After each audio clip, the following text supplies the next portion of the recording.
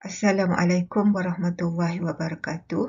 Diharapkan semua pelajar yang akan mengikuti kelas pada pagi ini sihat walafiat hendaknya, dan Alhamdulillah hari ini kita akan teruskan PDPR Pendidikan Islam Tingkatan 4 dan Alhamdulillah kita akan teruskan dengan tajuk keunggulan tokoh 4 mazhab di bawah bidang sirah, dan kita akan fokus kepada Imam Abu Hanifah. Sebenarnya ada 4 tokoh mazhab yang akan kita pelajari. Salah satunya ialah Imam Abu Hanifah, yang kedua Imam Malik, yang ketiga Imam Ash-Shafi'i, dan keempat Imam Ahmad bin Hanbal. Jadi minggu ini Ustazah akan fokus Imam Abu Hanifah, dan diharapkan semua pelajar telah bersedia untuk sesi PDPR kita pada pagi ini. Kita lihat terlebih dahulu objektif pembelajaran keunggulan tokoh 4 mazhab yang akan pelajar capai selepas mempelajari tajuk ini. Objektif pembelajaran yang pertama, murid akan dapat menyatakan riwayat hidup tokoh berikut secara ringkas. Jadi, minggu ini diharapkan para pelajar dapat menyatakan riwayat hidup tokoh Imam Abu Hanifah secara ringkas. Objektif yang kedua, murid akan dapat menerangkan sumbangan tokoh dalam tamadun Islam. Objektif yang ketiga, murid akan dapat merumuskan iktibar daripada keunggulan tokoh, dan objektif yang keempat, murid akan dapat menyelesaikan latihan pengukuhan dan kebat yang akan dijawab di dalam Google Classroom. Sebelum kita teruskan dengan objektif pembelajaran yang pertama dan seterusnya, Ustazah akan terangkan berkaitan mazhab. Apakah yang dimaksudkan dengan mazhab, sejarah kemunculan mazhab, dan apakah mazhab-mazhab yang muktabar yang terdapat dalam Islam. Dari segi bahasa, mazhab bermaksud jalan ataupun the way of. Dan dalam istilah, secara umumnya dalam Islam, istilah mazhab ini secara umumnya digunakan untuk dua tujuan, iaitu dari sudut akidah dan dari sudut fiqh. Dari sudut mazhab akidah ialah apa-apa yang bersangkut paut dengan soal keimanan, tauhid, qada dan qadar, hal-hal gaib, kerasulan dan sebagainya. Antara contoh-contoh mazhab akidah ialah mazhab Syiah, mazhab Khawarij, mazhab Mu'tazilah dan mazhab Ahli Sunnah wal Jamaah. Manakala mazhab fiqh ialah apa-apa yang berkaitan dengan soal hukum hakam, halal haram dan sebagainya. Contoh-contoh mazhab fiqh ialah mazhab bagi Ahli Sunnah wal Jamaah, iaitu mazhab Hanafi, mazhab Syafi'i, mazhab Maliki dan mazhab Hambali. Jadi secara kesimpulannya, dari sudut istilah, maksud mazhab ialah satu kumpulan ajaran fiqh Islam yang diikuti dan diterima oleh satu-satu kumpulan umat Islam. Ini secara ringkas pengertian mazhab yang perlu difahami oleh pelajar sebelum kita mempelajari tajuk Imam Abu Hanifah yang merupakan pengasas kepada mazhab Hanafi. Terdapat 4 mazhab yang muktabar dalam Islam, iaitu mazhab yang terkenal dalam Islam. Sebenarnya ada banyak mazhab yang lain, tetapi mazhab-mazhab lain tidak begitu terkenal dan tidak lengkap kerana imam-imam yang mengasaskan mazhab tersebut tidak membukukan pandangan mereka ataupun ijtihad mereka secara lengkap. Jadi mazhab yang muktabar dalam Islam ada 4, iaitu mazhab Hanafi, mazhab Syafi'i, mazhab Maliki dan mazhab Hambali yang diamalkan oleh umat Islam seluruh dunia. Kenapa keempat-empat mazhab ini dianggap sebagai mazhab yang muktabar dalam Islam? Ini adalah kerana keempat mazhab ini mempunyai peraturan, mempunyai kaedah dan panduan yang sempurna lagi lengkap yang ditulis dalam kitab-kitab mereka. Contohnya, Imam Abu Hanifah telah menulis pandangan ataupun ijtihad berkaitan hukum faraid dalam buku mereka. Jadi, bila ditulis dalam kitab mereka, ia dapat menjadi panduan kepada anak muridnya ataupun umat Islam selepasnya. Dan mazhab lain yang tidak terkenal itu kenapa tidak dijadikan mazhab yang muktabar dalam Islam, kerana mereka tidak mempunyai kaedah yang cukup yang dibukukan untuk dijadikan panduan dalam bidang perundangan sebagaimana mazhab yang 4 tadi. Kita lihat pula sejarah kemunculan mazhab. Mazhab-mazhab ini hanya muncul dan lahir secara jelas pada era pemerintahan Kerajaan Abbasiyah, iaitu sejak kurun kedua Hijrah ataupun 8 Masihi. Dan kita lihat sejarah kemunculan dan perkembangannya boleh dilihat dalam 4 peringkat, iaitu pada era zaman Rasulullah SAW dan juga zaman para sahabat. Era yang kedua ialah era pemerintahan Kerajaan Umayyah dan Abbasiyah. Era yang ketiga ialah era kejatuhan Islam, dan era keempat kemunculan mazhab ialah era kebangkitan semula Islam. Kita lihat pada era pertama Rasulullah SAW bagaimana munculnya mazhab. Pada zaman Rasulullah, sumber syariat Islam adalah berpandukan kepada wahyu yang berupa Al-Quran dan 7 ajar Rasulullah, iaitu hadis-hadis Rasulullah. Dalam masa yang sama, Rasulullah juga membenarkan para sahabat berijtihad jika tidak ada nas dalam Al-Quran dan hadis. Bukti-bukti ataupun dalil-dalil yang menunjukkan bahawa Rasulullah membenarkan para sahabat berijtihad berdasarkan hadis Rasulullah yang bermaksud, "Wahai Muaz, bagaimanakah engkau menyelesaikan sesuatu masalah jika engkau ditanya orang?" Jawab Muaz, "Aku akan menghukum dengan hukuman yang didapati di dalam kitab Al-Quran." Tanya Rasulullah lagi, "Jika tidak ada hukuman dalam Al-Quran," kata Muaz, "aku akan hukum dengan sunnah Rasulullah, iaitu Al-Hadis." Rasulullah bersabda lagi, "Jika sekiranya tidak ada dalam hadis," jawabnya, "aku akan berijtihad." Kemudian Rasulullah SAW menepuk-nepuk dada Muaz sambil bersabda, "Segala puji bagi Allah yang telah memberi petunjuk kepada utusan Rasulullah, iaitu Muaz, dengan perkara yang diredai oleh Allah dan Rasulnya." Hadis ini diriwayatkan oleh Imam Ahmad dan At-Tirmizi. Jadi hadis ini menunjukkan bahawa selepas Al-Quran dan hadis Rasulullah, para sahabat juga berijtihad dan mengeluarkan pandangan mereka untuk menyelesaikan sesuatu hukum. Pada era kedua pula, iaitu pada tahun 41 Hijrah, kemunculan mazhab, berlaku persaingan dan pergolakan politik dalam kerajaan, di mana pemerintah tidak memberikan perhatian kepada perkembangan fiqh Islam. Pemerintah banyak menumpukan perhatian kepada perluasan empayar dan kekuasaan, pengaruh luar banyak masuk dan pola pemerintahan menjadi sekular.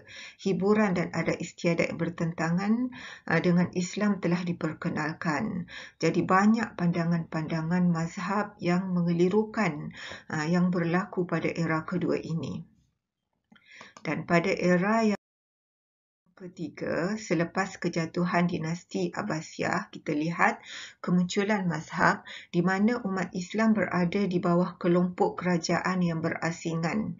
Umat Islam mempunyai mazhab sendiri yang dijadikan sumber rujukan syariat Islam. Bila mereka berada bawah kerajaan masing-masing, jadi mereka mempunyai mazhab mereka yang sendiri yang berbeza-beza dengan kelompok kerajaan yang lain. Dan pada waktu ini, umat Islam juga mengalami kejatuhan dan kemunduran berbanding negara-negara non-Muslim, negara bukan Islam yang lain. Umat Islam mengalami kejatuhan kerana mereka leka dengan kejayaan, gairah dengan dunia dan perselisihan sesama sendiri. Jadi disebabkan oleh kejatuhan dan kemunduran yang dihadapi oleh umat Islam, wujud ketaksuban mazhab dan lahirnya budaya taklid. Budaya taklid ni maksudnya ikut secara membuta tuli tanpa dalil ataupun tanpa rujukan yang sah daripada Al-Quran dan hadis. Jadi suasana bermazhab dalam agama semakin kuat, terutamanya kepada umat Islam mengikut kelompok ataupun kerajaan masing-masing, di mana mereka mempunyai mazhab ataupun pandangan mereka sendiri tentang sesuatu hukum. Dan seterusnya pada era yang keempat, iaitu era kebangkitan semula Islam. Selepas Islam mengalami kejatuhan, negara Eropah mula mengalami revolusi pembaharuan ataupun revolusi industri, di mana negara Eropah mula menjajah dan meluaskan pengaruh agama dan ideologi kepada umat Islam. Dan suasana ini telah menyedarkan umat Islam.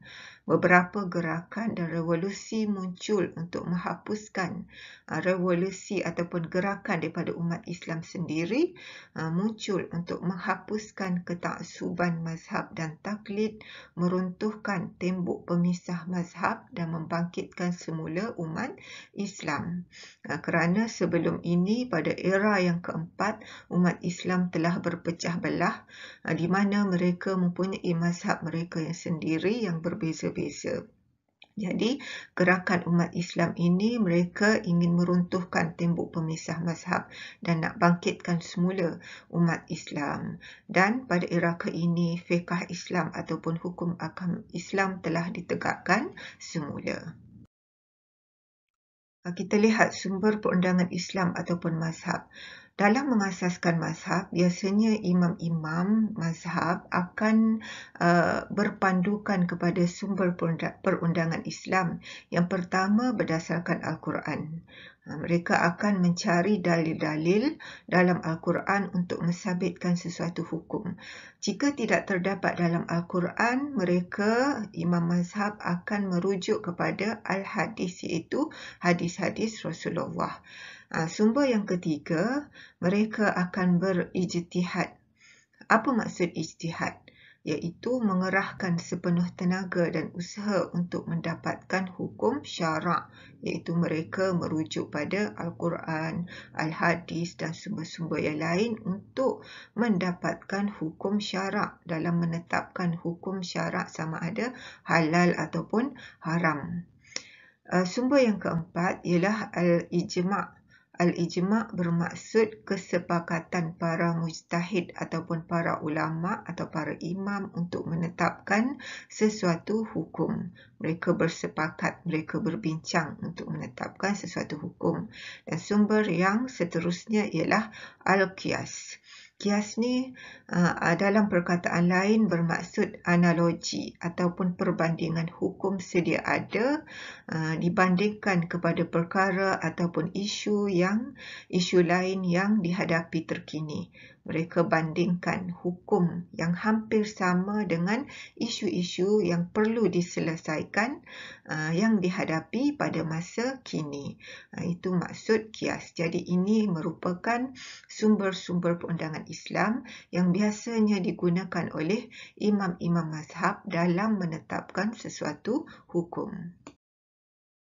Jadi itulah penerangan secara ringkas tentang sejarah kemunculan mazhab, apakah maksud mazhab dan apakah mazhab-mazhab yang muktabar dalam Islam. Semoga dengan penerangan yang diterangkan tadi, sekurang-kurangnya pelajar akan memahami kenapa munculnya 4 mazhab dan kita ketahui kita di Malaysia mengamalkan mazhab Syafi'i. Di negara lain ada yang mengamalkan mazhab Hanafi, ada yang mengamalkan mazhab Maliki dan ada yang mengamalkan mazhab Hambali.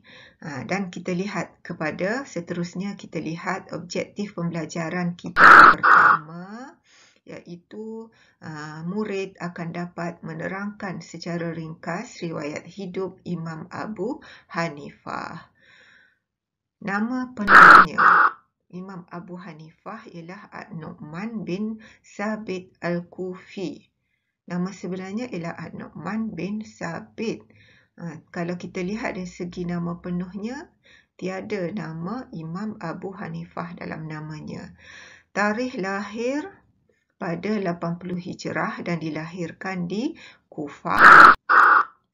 Tarikh wafat Imam Abu Hanifah ialah pada 150 Hijrah. Kunyah ataupun gelaran Imam Abu Hanifah ialah Abu Hanifah. Ada 3 pandangan, ada 3 sebab kenapa An-Nu'man bin Sabit digelar sebagai Abu Hanifah. Yang pertama, salah seorang anaknya bernama Hanifah. Jadi Abu Hanifah bermaksud bapa kepada Hanifah. Sebab yang kedua, Hanifah bermaksud ialah orang yang cenderung kepada agama. Dan sebab yang ketiga, Hanifah juga dalam bahasa Arab bermaksud dakwat ataupun tinta. Kenapa digelar Abu Hanifah? Kerana Imam Abu Hanifah sentiasa membawa tintanya ke mana sahaja Imam Abu Hanifah berada untuk menulis ilmu-ilmunya. Jadi sebab itulah dia digelar Imam Abu Hanifah. Kepribadian Imam Abu Hanifah pula, Imam Abu Hanifah mempunyai peribadi yang mulia.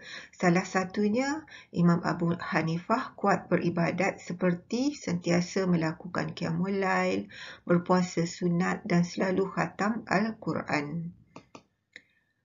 Kepribadian yang kedua, beliau tidak terpengaruh dengan tawaran pangkat dan kedudukan sehingga Imam Abu Hanifah sanggup dipenjara disebat kerana menolak jawatan. Contohnya menolak jawatan hakim, dan kerana menolak jawatan tersebut beliau telah dipenjara kerana tidak terpengaruh dengan tawaran pangkat dan kedudukan. Sifat pribadi yang ketiga, beliau sangat memuliakan ilmu pengetahuan. Dan keempat, beliau seorang yang pemurah dan penyayang. Jadi inilah sifat-sifat pribadi Imam Abu Hanifah yang mulia yang perlu dicontohi oleh para pelajar semua. Imam Abu Hanifah mempunyai ramai guru, tetapi antara gurunya yang tersohor yang dicatatkan ialah Hamad bin Abi Sulaiman, Amru bin Dinar dan Atta bin Yasar. Ini adalah 3 guru yang tersohor, yang terkenal, yang di mana Imam Abu Hanifah berguru dengan 3 guru ini untuk mempelajari ilmu-ilmunya.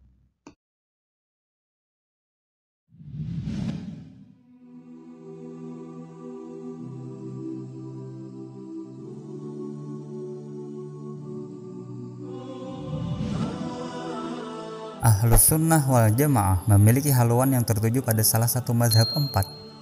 Para ulama telah sepakat bahwa 4 imam tersebut telah memenuhi syarat sebagai makam mujtahid, yaitu Imam Hanafi, Imam Maliki, Imam Syafi'i, dan Imam Ahmad bin Hanbal radhiyallahu anhum ajma'in. Mazhab Hanafi didirikan oleh Imam Abu Hanifah An-Nu'man bin Sabit yang lahir pada tahun 80 Hijriah di kota Kufah dan wafat pada tahun 148 Hijriah. Mazhab ini dikenal sebagai mazhab ahli qiyas karena fatwa-fatwa beliau yang banyak menggunakan qiyas, analogi. Beliau termasuk seorang tabi'in yang cerdas pada masa generasi terbaik Islam. Mazhab ini lahir di Kufah dan semakin masyhur pada saat Khalifah Harun ar-Rasyid.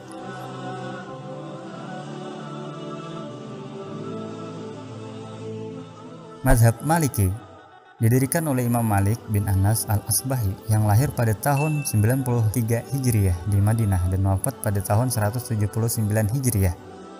Beliau seorang ahli hadis di Madinah, lalu mazhab ini pun dikenal sebagai mazhab ahli hadis. Imam Malik tidak mau menaiki unta atau kendaraan saat berada di kota Madinah karena saking hormatnya beliau kepada makam Rasulullah Shallallahu Alaihi Wasallam. Mazhab ini lahir di Madinah, kemudian menyebar ke negara lain, khususnya Maroko.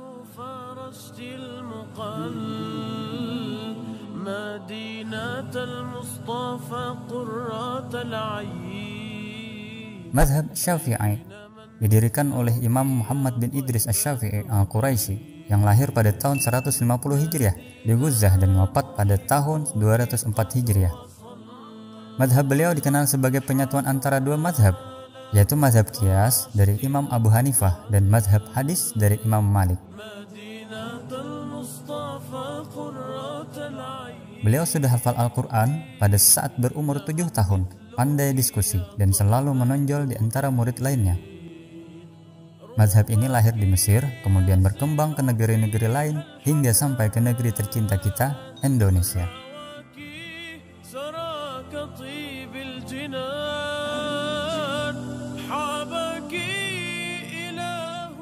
Mazhab Hambali didirikan oleh Imam Ahmad bin Hanbal As-Syaibani yang lahir pada tahun 164 Hijriah di Baghdad dan wafat tahun 248 Hijriah. Beliau adalah salah satu murid Imam Syafi'i yang sangat istimewa dan tidak pernah pisah sampai Imam Syafi'i pergi ke Mesir. Menurut beliau, hadis dhaif dapat dipergunakan untuk perbuatan-perbuatan yang afdal, fadailul a'mal, bukan untuk menentukan suatu hukum. Dan mazhab Hambali sangat populer di kota Baghdad.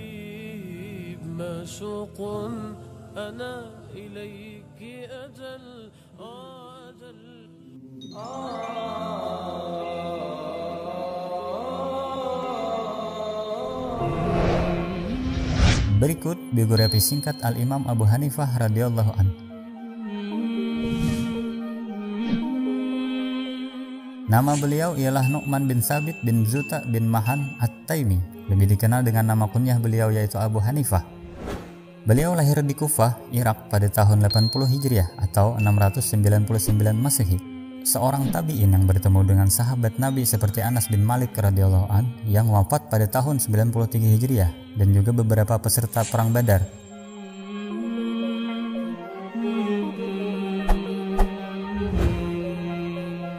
Selagi kecil, beliau sering mendampingi sang ayah berdagang sutra. Namun, tidak seperti pedagang lainnya. Abu Hanifah memiliki kebiasaan pergi ke Masjid Kufah. Karena kecerdasannya yang gemilang, ia mampu menghafal Al-Quran serta ribuan hadis sejak usia muda.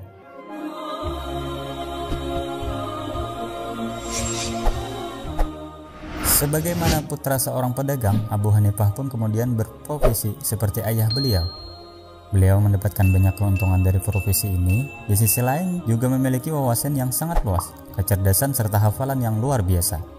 Beberapa ulama pun dapat menangkap fenomena ini, sehingga mereka menganjurkan untuk pergi berguru kepada ulama seperti ia pergi ke pasar setiap hari.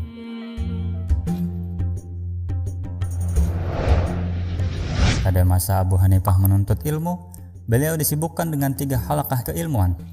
Pertama, halaqah yang membahas pokok-pokok akidah. Kedua, halaqah yang membahas tentang hadis Rasulullah. Ketiga, halaqah yang membahas masalah fikih dari Al-Quran dan Al-Hadis. Setelah beliau menjelajahi bidang-bidang keilmuan secara mendalam, Abu Hanifah memilih bidang fikih sebagai konsentrasi kajian. Beliau mulai mempelajari berbagai permasalahan fikih dengan berguru kepada salah satu syekh ternama di Kufah, yaitu Syekh Hamad bin Abu Sulaiman. Imam Hanafi disebutkan sebagai tokoh yang pertama kali menyusun kitab fikih berdasarkan kelompok-kelompok atau bab-bab yang berawal dari bab kesucian, taharah, bab salat, dan seterusnya, yang kemudian diikuti oleh ulama-ulama sesudahnya seperti Malik bin Anas, Imam Syafi'i, Abu Daud, Bukhari, Muslim, dan lainnya. Imam Fudail bin Iyad berkata, Abu Hanifah merupakan pribadi faqih yang terkenal dengan kefaqihannya, kekayaan yang cukup luas, terkenal dengan kebaikan terhadap setiap orang yang mengganggunya, sangat sabar dalam menuntut ilmu baik siang maupun malam, selalu diam, sedikit berbicara hingga datang kepadanya masalah-masalah halal dan haram, sangat cermat dalam menunjukkan kebenaran, dan selalu lari dari harta penguasa.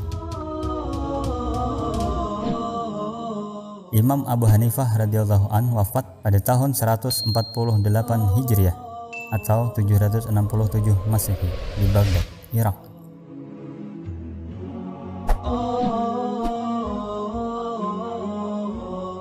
Semoga dengan berkah mencintai aulia Allah selalu tercurah kasih sayangnya Allah Jalla Jalaluhu.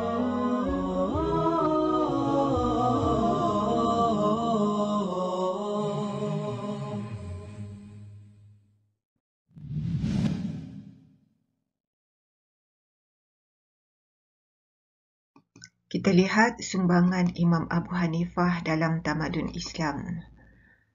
Hasil karya Imam Abu Hanifah yang terkenal ialah Al-Fiqh Al-Akbar, Faraid, iaitu Faraid ni ialah kitab yang berkaitan dengan pembahagian harta pusaka dalam Islam. Dan yang ketiga, hasil karyanya yang terkenal ialah Al-Alim wal Muta'allim. Imam Abu Hanifah mengasaskan mazhab berdasarkan, maksud dia Imam Abu Hanifah menetapkan sesuatu hukum berdasarkan yang pertama, selain daripada Al-Quran dan Hadis. Selepas Al-Quran dan Al-Hadis, Imam Abu Hanifah akan merujuk kepada fatwa para sahabat Rasulullah SAW ataupun aqwal as-sahabat. Jadi, Imam Abu Hanifah akan menggunakan fatwa-fatwa ini sebagai sumber hukum. Yang seterusnya, Imam Abu Hanifah menggunakan kaedah kias ataupun analogi, membandingkan hukum yang telah ditetapkan yang terdahulu dengan isu yang dihadapi yang hampir sama dengan keadaan terkini. Yang seterusnya, kaedah yang digunakan ialah istihsan. Yang keempat, ijma', iaitu kesepakatan para ulama'. Dan yang terakhir sekali, kaedah yang digunakan ialah uruf, iaitu adat kebiasaan sesuatu masyarakat di sesuatu tempat. Jadi, kaedah-kaedah inilah yang digunakan oleh Imam Abu Hanifah dalam mengasaskan mazhabnya. Antara murid-murid Imam Abu Hanifah yang terkenal ialah Abu Yusuf, Muhammad bin Al-Hasan Al-Syaibani. Jadi murid-murid inilah yang meneruskan mazhab Hanafi. Dan mazhab Hanafi tersebar ke seluruh Asia Tengah dan Eropah. Kita lihat pula iktibar daripada keunggulan tokoh yang kita pelajari pada hari ini. Apa iktibar yang kita boleh ambil daripada ketokohan imam-imam mazhab ini?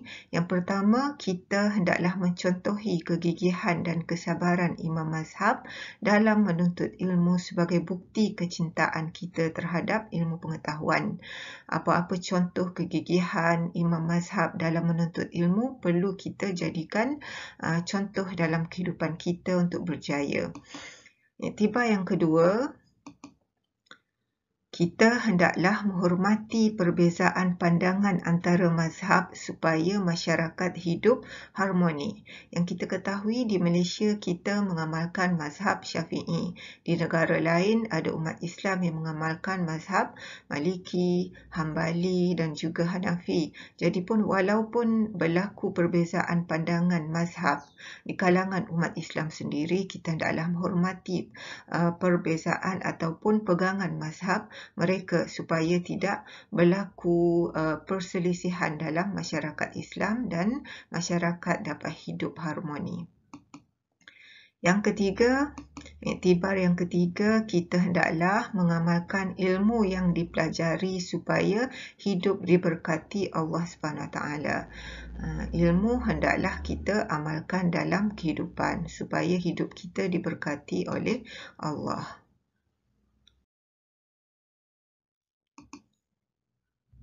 Selain itu, iktibar yang seterusnya, kita hendaklah menyebarkan ilmu dan kepakaran yang dimiliki agar dapat memberi manfaat kepada manusia sejagat. Bila dah memiliki ilmu, kita hendaklah sebarkan kepada masyarakat untuk memberi manfaat kepada masyarakat. Dan seterusnya, kita hendaklah berwaspada dalam meneliti sumber-sumber ilmu agar tidak terpesong daripada syariat Islam. Dalam kita mendapatkan sumber-sumber ilmu, kita hendaklah mendapatkan ilmu ataupun membuat rujukan daripada kitab-kitab Ahli Sunnah wal Jamaah yang muktabar supaya akidah kita tidak terpesong daripada syariat Islam yang sebenarnya.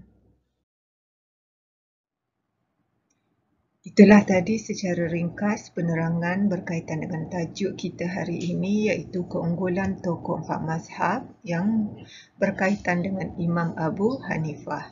Jadi untuk yang terakhir, kita tonton video daripada Ustazah Ana Al-Hana yang berkaitan dengan teknik mudah ingat Imam Abu Hanifah. Assalamualaikum warahmatullahi wabarakatuh.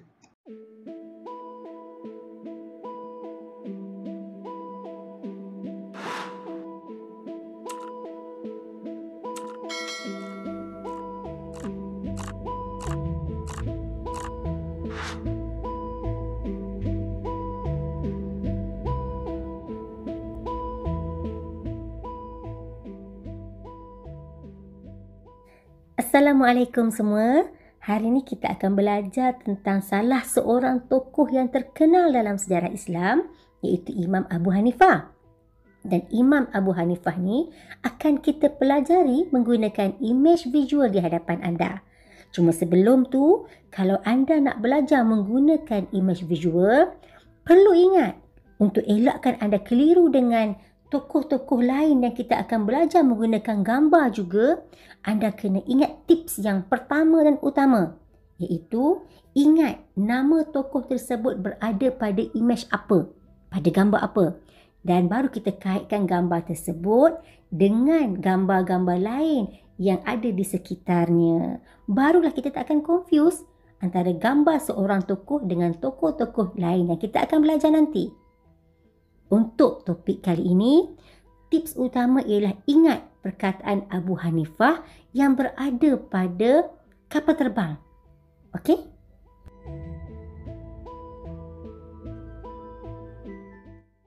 Cuba anda lihat gambar seorang lelaki bernama Nu'man yang memegang sabit. Sebenarnya nama penuh Imam Abu Hanifah ada kaitan dengan image ini. Nama penuh beliau ialah Nu'man bin Sabit. Lihat pula imej kapal terbang yang tertulis di atasnya perkataan Abu Hanifah, AH. Abu Hanifah ni sebenarnya kunyah ataupun gelaran yang diberikan kepada Nu'man bin Sabit. Kemudian anda nampak tak huruf K yang berdiri megah di atas jalan raya? Huruf K ni ialah simbolik kepada tempat lahir Imam Abu Hanifah, iaitu di Kufah, Iraq. Seterusnya anda nampakkan perkataan Asia Tengah pada awan serta perkataan Eropah yang juga pada awan. Asia Tengah dan Eropah ni sebenarnya merupakan dua tempat utama yang tersebarnya mazhab Hanafi. Imej berikutnya ialah seorang lelaki bernama Amru yang sedang duduk di atas huruf K. Nampak kan? Amru ni pula sedang membaling ke bawah wang dinar bertibaran di atas jalan tu. Mesej yang nak disampaikan di sini ialah Imam Abu Hanifah mempunyai ramai anak murid. Salah seorang daripadanya bernama Amru bin Dinar. Imej seterusnya pula ialah perkataan FIKH. Dan di sebelah huruf H tu ada orang tengah baca surat khabar. Apa maksudnya? Untuk pengetahuan semua, Imam Abu Hanifah pernah menghasilkan sebuah buku yang diberi nama Fiqh Akbar. Ia adalah sebuah kitab dalam bidang fiqh yang menjadi rujukan umat Islam sehingga sekarang. Sebenarnya ada satu lagi imej yang kita belum sebut. Imej tersebut ialah karung duit yang dipegang oleh lelaki bernama Nu'man. Karung duit ni sebenarnya ialah simbolik kepada sebuah lagi kitab yang dihasilkan oleh Imam Abu Hanifah. Kitab tersebut diberi nama Al-Faraid.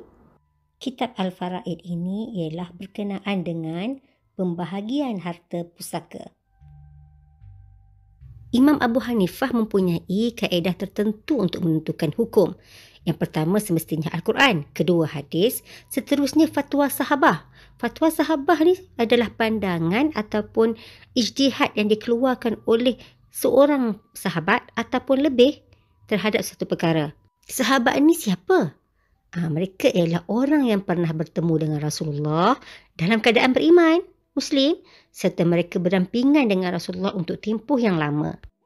Contoh fatwa sahabat ialah isu isteri yang diceraikan dengan talak bain ketika suami sakit tetapi masih lagi berhak untuk terima harta. Ini adalah berdasarkan kepada fatwa Saidina Uthman bin Affan. Seterusnya ialah kias. Kias ni pula ialah menyamakan hukum satu perkara yang baru yang belum ada sebelum ni dengan perkara yang dah ada, telah jelas hukumnya kerana ada persamaan dari segi sebab atau manfaat. Contohnya ialah menghukumkan haram memusnahkan harta anak yatim kerana dikiaskan kepada haramnya memakan harta anak yatim yang jelas termaktub dalam Al-Quran. Yang ketiganya pula ialah istihsan. Istihsan ni maksudnya meninggalkan hukum yang sukar dan mengambil hukum yang lebih ringan, yang lebih memudahkan orang ramai disebabkan oleh masalah ataupun keperluan tertentu. Contohnya dalam bab bai'us salam. Bai'us salam ni jual beli secara tunai tetapi serahan barang tu ditangguhkan ke tempoh ataupun tarikh yang lain. Sepatutnya mengikut syariat Islam, jual beli mesti dilakukan serentak. Penjual menyerahkan barang dan pembeli menyerahkan harga barang tersebut pada waktu yang sama. Cuma disebabkan oleh keperluan tertentu, bai'us salam ini dibenarkan dalam Islam. Contoh istihsan yang kedua pula ialah menetapkan hukum harus bagi sesiapa yang mengenakan bayaran tertentu untuk bilik mandi tetapi tidak menghadkan tempoh penggunaannya berapa jam serta berapa isi padu air yang boleh digunakan. Sebab dalam syariat Islam sepatutnya bila berlaku jual beli mesti ditetapkan dengan jelas tempoh, masa, kadar dan sebagainya. Untuk memudahkan orang ramai, perkara ini dibenarkan. Yang keempatnya pula ialah ijma' sahabat. Ijma' sahabat ini bermaksud persepakatan para sahabat Rasulullah SAW dalam menetapkan sesuatu hukum. Contohnya, ijma' sahabat dalam isu melantik khalifah menggantikan Rasulullah SAW selepas kewafatan baginda bagi menguruskan negara Islam. Yang terakhir pula ialah uruf. Uruf ni ialah sesuatu yang telah menjadi kebiasaan kepada masyarakat dalam menjalani kehidupan seharian mereka. Contoh paling ketara ialah jual beli tanpa akad, iaitu ijab dan qabul yang biasa diamalkan oleh masyarakat Malaysia. Walaupun akad merupakan rukun yang menentukan sah atau tidaknya jual beli tersebut, tetapi diberi kelonggaran di sini memandangkan uruf masyarakat mengatakan jika peniaga bersetuju untuk menyerahkan barang kepada pembeli, ia bermakna saya jual. Manakala jika pembeli bersetuju untuk menyerahkan wang kepada peniaga, bermaksud ia bersetuju untuk membeli. Seolah-olah telah berlakulah proses ijab dan kabul di situ.